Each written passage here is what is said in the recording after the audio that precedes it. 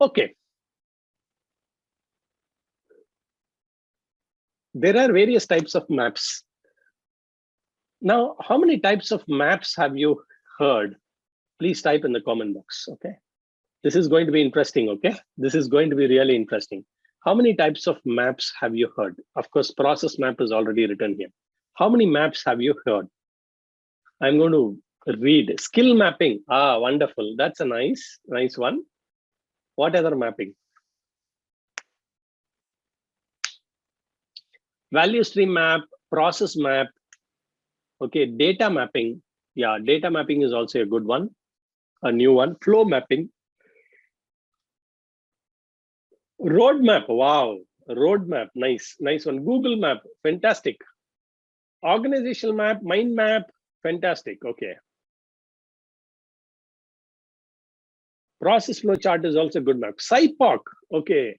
SIPOC, supplier input, process, output, and customer. SIPOC is SIPOC or COPIS, right? What else? Which other maps? Evacuation map. Fantastic. People are getting creative now. Evacuation map. Cash flow map. Okay. SWOT is a map. I've not heard a SWOT as a map, but anyway, I'll try to understand this better. Okay, risk mapping. Okay, country map. VSM is right. Competitive mapping. Okay, plant map. Okay.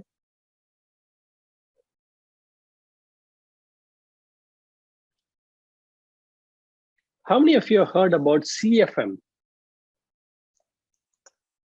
How many of you have heard about CFM? If you have heard, type the expansion of CFM. Cubic feet. Nice. Okay. Okay. Okay. CFM is cross-functional map. Okay. The cross-functional map, not CFT. CFM is also called swim lane. It's also called swim lane map. Okay. Now the question is, Murli, can we use value stream mapping? How to use value stream mapping in our industry? I said, don't use. Why do you want to use value stream mapping? How do we use, what is that? Sometimes, it's as ridiculous as asking, how do we use Google Map inside our company? Okay, Google Map is not to maneuver inside your company. Inside your company, you don't need a Google Map, okay? You just need, inside the mall also, you don't need Google Map. What map do you need in your mall? For example, the huge malls, right? So what map do you need?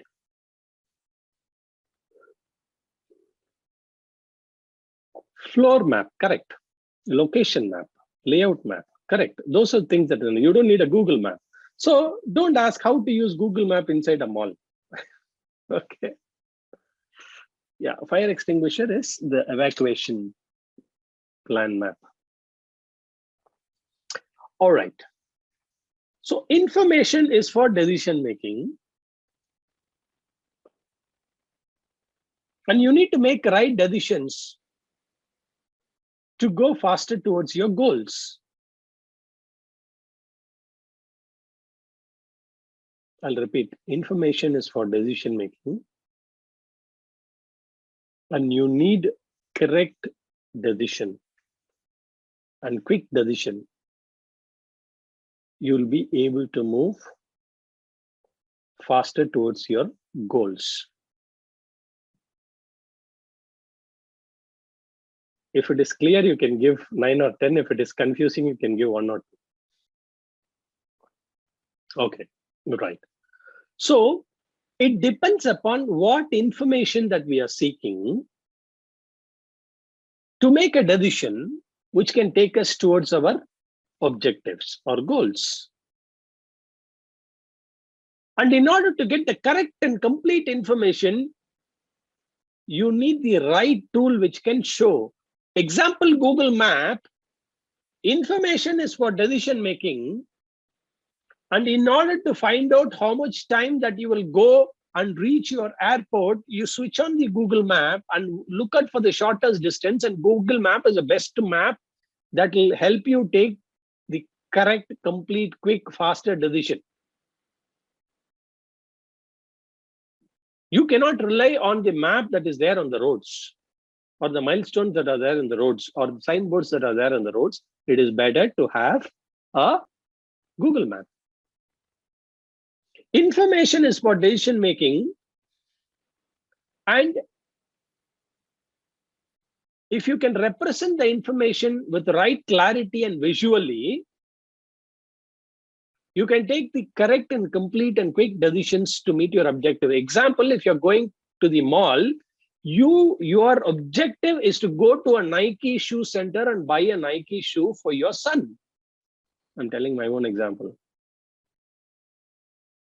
And if that is my objective, then I look for a visual information of a floor map where it is said you are here, which is the first floor or the ground floor where you park the car, and then quickly it says in the third floor, maybe C32 is where the Nike showroom, and quickly you find the lift and go to the third floor to that Nike counter. And that's where the floor map helps. Similarly, you have to be very clear about your objectives, what you want, for which you need to make a correct, complete, and quick decision, for which you need correct and complete information, necessary and sufficient information. With this, we approach the process mapping. And what is the process mapping used for? Let's see, what is a process? A process is a series of connected steps or action to achieve an outcome. And these steps are like this, okay? The process is complete only when all the activities are actually connected like this. And what is the process map? It visually depicts. It visually depicts the sequence of event. Ultimately, with that sequence of event, for what you finally get is a product or service. So likewise, task 1, task 2, task 3. At each point in time, you check the task, whether it is okay, not okay, depending upon that you do other tasks and things like that. Okay, is it clear now? So in this step, you have to determine the boundaries. How to do the process map? You need to know where it begins and where it ends. This is called as a scope. In process map, you should know the scope. For example, if you say you want to do improvements, you need to know the scope.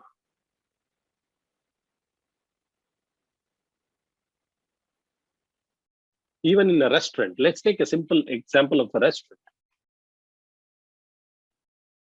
They say that your coffee has to be better. Now, the scope is coffee. And it starts from the raw material of coffee to the finished good of coffee. You might make tea, you might make juice, you might make other items inside the restaurant, but your scope is coffee. They can also say, I think the quality of batter for making idlis, the quality of batter is bad. Something wrong with the batter that the idli is not coming softly. So the scope is in grinding and raw material to grinding. And after that, if that is clear, then when the idli is baked, it will come in the.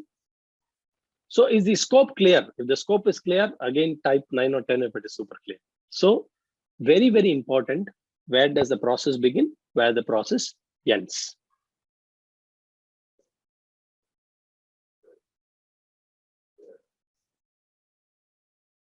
Okay, you have to list these steps.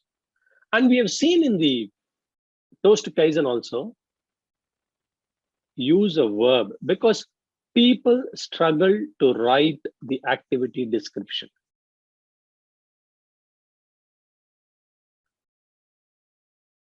They write stories, they write sentences. It's not their fault, because they're not able to express what is there in the mind for that activity.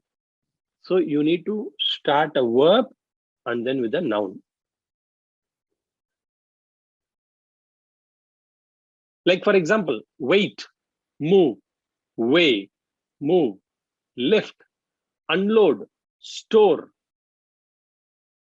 Wait at the gate, move to the weighbridge, weigh the truck. So if you request them to write the verb first, verb means action word. Activity means activity is nothing but an action. Action is nothing but a verb. You should write the verb first, followed by, and maximum I'll ask them to write 3 to 4 words, not more than that.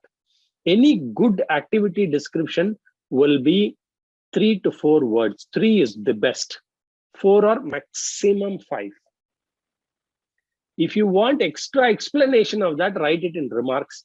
Do not write it in the main activity step.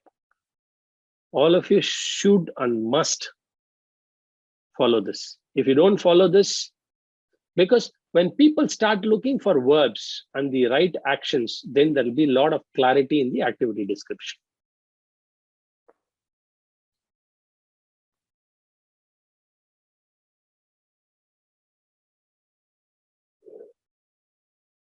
Then sequence these steps. When you're doing as a Gemba activity and people start writing, they'll write it in the post-it notes and do and move the task. But in this example, what I'm going to give you is, I'm going to give you a rough sheet where people should write it with pencil. They'll have to take erasers with them and go. They'll have to sequence a step as they walk through the Gemba. And it is very important that this is the Gemba exercise. Never ever do that as a conference room exercise.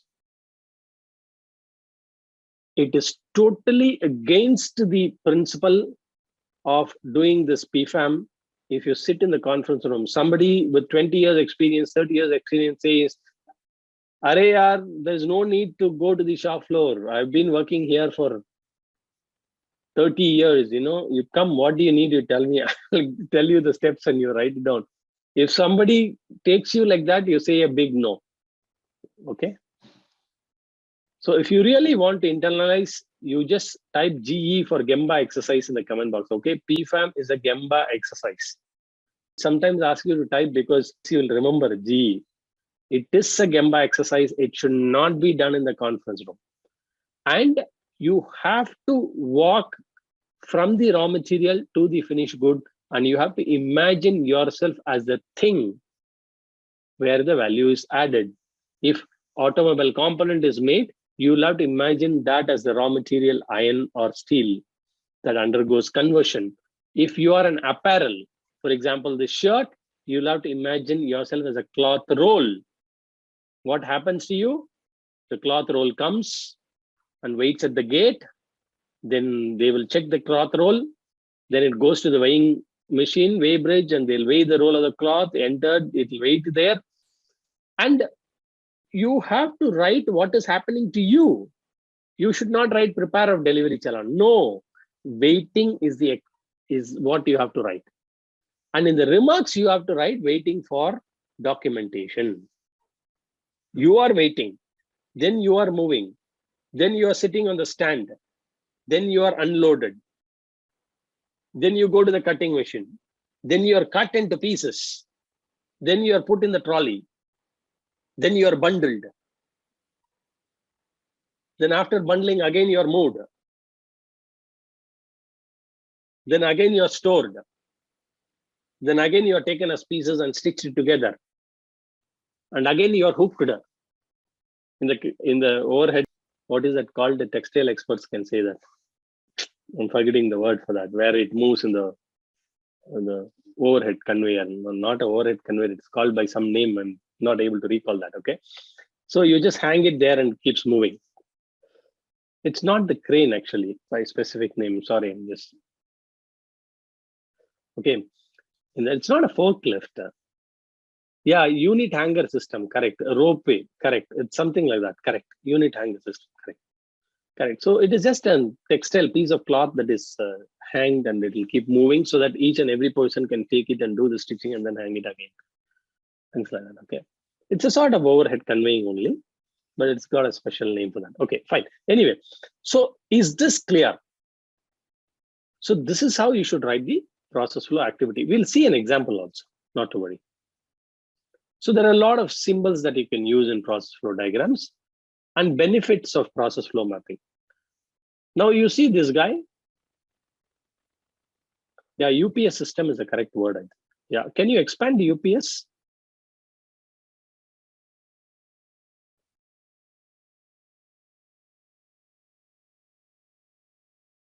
Okay, so this guy has got a unit production system. Okay. No, I'm talking about that overhead conveyor. It's called as a special name in textiles, which I'm not recalling. That's fine. I'll let you know that. Okay, so the benefits of process flow mapping is it provides a clear understanding of the important characteristic of the process.